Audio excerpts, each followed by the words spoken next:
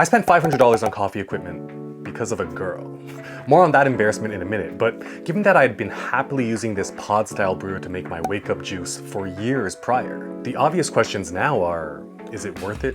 What are the actual differences? And weirdly, does spending 5 times more on coffee gear make mornings 5 times more productive? We're gonna answer all of those, but first, for most of my caffeine consumption life, my coffees were very sweet and very creamy.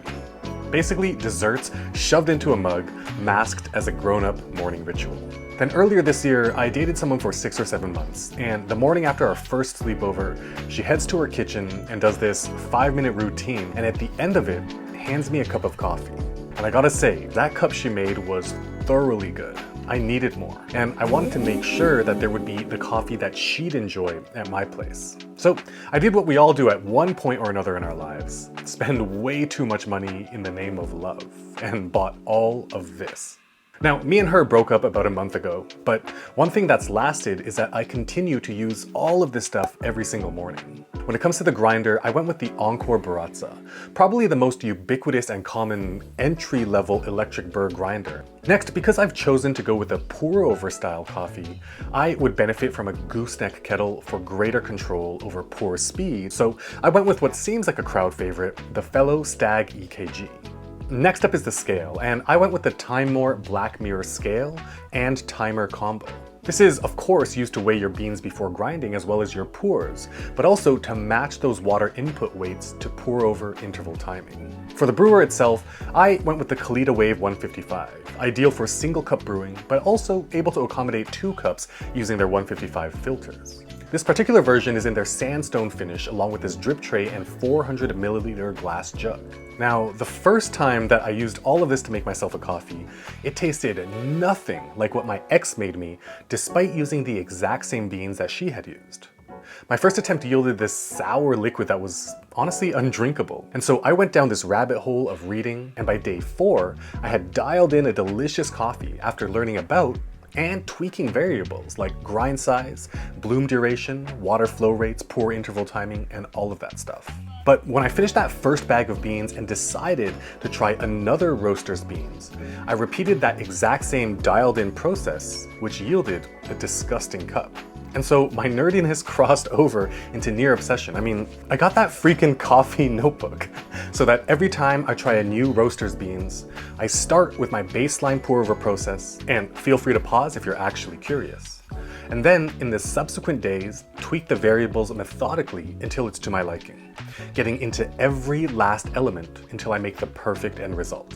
Much like the sponsor of this video, Tactile Turn, a machine shop in Dallas, Texas, where every last element of their pens, down to the individual screws, are designed, machined, and assembled in-house. As you saw earlier, this is the one I use for my daily coffee notes, but regardless of whether you choose to go with this titanium version or opt for their copper, bronze, or zirconium options, the tactile texture is undeniably gorgeous, and the action is so smooth, giving you that satisfying each time you deploy it. When it comes to writing, the substantial weight helps anchor you to the page, while the barrel thickness makes longer writing sessions relaxed and strain-free.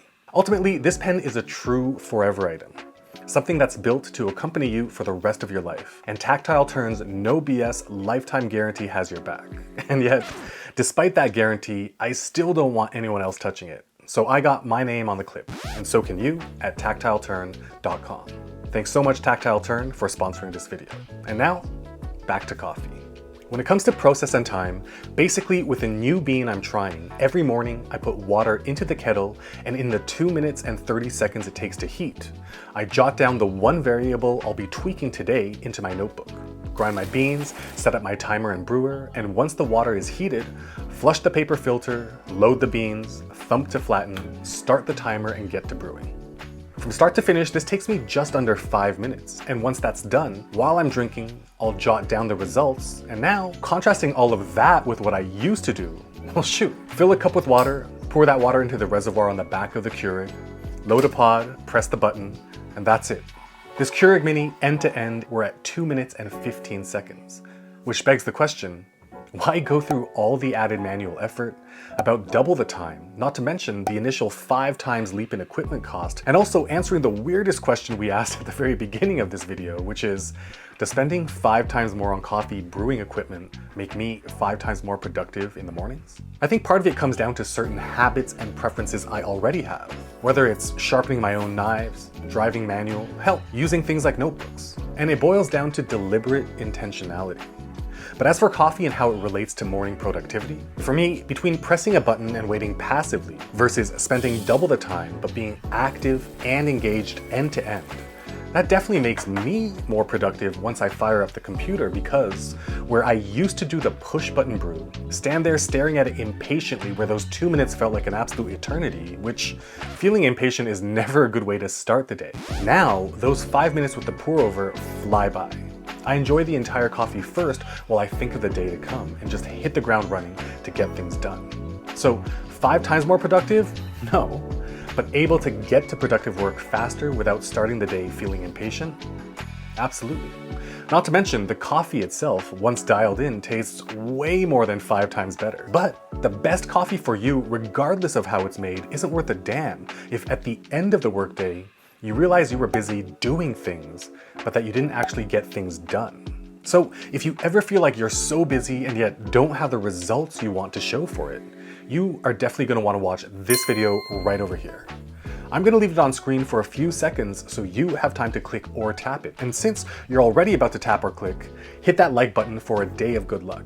But for a week of good luck, like, subscribe, and hit that bell so you'll be notified the moment new videos just like this one drop.